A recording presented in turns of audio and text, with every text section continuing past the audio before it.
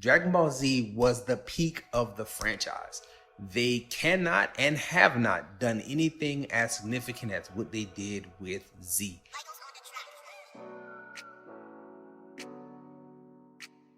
What's good, good people? Welcome to Whole Views. Thank you for clicking that thumbnail. My name is Corey and I'm coming to you today with an anime-centric video here. Y'all know that I love my anime and I do love me some Dragon Ball. And I'm just re-catching everybody up on my journey with the Dragon Ball franchise. So as a youth, teenager, I saw the reruns of the Dragon Ball Z saga. I jumped in at Frieza. I saw the Frieza saga. I saw parts and bits of the Cell games and parts and bits of the Buu saga. And then that was it. I really didn't see anything else. I always loved it and thought it was one of my favorite introductions to anime and I really enjoyed it, but I hadn't seen everything. So over the course of the last few years, since the channel has gotten started, I said I want to watch everything that Dragon Ball is. I started with GT. That took me a little while. Then I moved on to OG Dragon Ball. That took me about a year to watch the entire thing. I've currently seen every episode of Dragon Ball Z. 291 episodes, and it didn't take long at all. I want to just share with you today my observations of Dragon Ball Z and the Dragon Ball anime as my current lineage stands. I've seen all of OG Dragon Ball, all of Dragon Ball Z, all of GT, all of Super. Here we go. Dragon Ball Z was the peak of the franchise. They cannot and have not done anything as significant as what they did with Z. I watched these episodes so fast because they ended in such a compelling way each time that you want to spend another 20-25 minutes watching this thing, seeing what develops next. And that's right from the beginning of the Saiyan saga.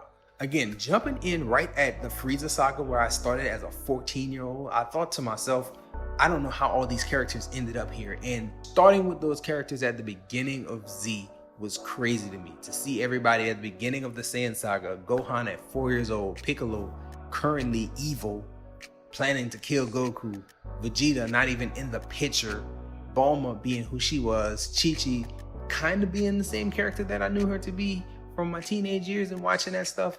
It was cool to see everybody develop. I didn't know so much of the character's backstory. The fact that Piccolo kidnapped Gohan, never knew it. King Kai's introduction, him being a goofball, I always knew he was kind of silly, but I didn't know how goofy that character really was right at the outset of him being introduced into the franchise from the anime standpoint. I don't know how he's as silly in the manga, but anime-wise, he's a joke. Having watched GT first, I didn't know that the Tuffles, I thought that was something that was made up for GT, but no, you watch the beginning of Z and you learn about the Saiyan history with the race of the Tuffles. That was a real thing. I didn't even know. You have all the planets that they conquered for Frieza. I never knew about all that stuff. Over the course of watching all these different shows, you get all the different backgrounds and you get it in passing, but seeing it unfold for the first time is just really, really different. So many things were weird for these characters. Just Piccolo and Kami not remembering or knowing that they were Namekian. That was big. Seeing the Saiyan arc unfold the way it did was great. It was a great arc. But one of the things that I noted at the outset of Z is that one, the Saiyan saga just got started. There was no playing around. It jumped right in. And each saga that came after that did the same thing. They rolled seamlessly from one saga right into the next. So at the end of the Saiyan saga, you get the beginnings of the Frieza saga, and things just went so well as you move from arc to arc. One of the things that I did intentionally on my journey of watching all of the Dragon Ball Z that was out there, it was the idea that I didn't want to do like some people do and watch Z-Kai, which cuts all the filler. I like the filler because the filler adds a lot of foreboding and it gives you a lot of backstory as to how menacing some of these characters can be. And I think of that specifically when I think about that Frieza arc and how it got started. There were many episodes in which people were fearful and cowering about this Frieza that they had never seen, never known, or anything like that. But they did a good job of setting up how villainous those characters could be. And once you get to the Frieza saga, I watched that whole thing through, even though I remembered most of it, there were a lot of parts that were still kind of new and mind-blowing to me as I watched it. I think specifically to the Ginyu Force. Oh my goodness. The Ginyu Force was the most overhyped group of people that have ever appeared in the Dragon Ball series of shows. Maybe it's because of the way Goku was so like leveled up in training in that 100 times gravity during that whole trip from Earth to Namek and going through the near-death experience with after his battle with Vegeta and then all that. Maybe that was what it took to make his character jump, but he jumped so far above them that it made them look like child's play by the time he arrived. I didn't see this stuff happen. The only thing I knew as a teen was that Captain Ginyu at one point took control of Goku's body and then he ended up in a frog. I don't know how that happened, but watching it unfold, super dope. Again, great storytelling. I really enjoyed that Frieza arc and all the stuff that happened on Namek. One of the biggest differences that I noticed between all the different shows, because if you watch Dragon Ball Super and you watch OG Dragon Ball, Goku is very similar between those two shows. Like, he's kind of a meathead character. All I want is to eat and fight and train. But like in Z, Goku became so much more serious, so much more poetic. His tone was just so much different. He seemed like he had some level of intellect and he had an awareness about him that he really doesn't have in anything else that they present him in. He's gone back and regressed to a meathead. I want to fight. I'm innocent.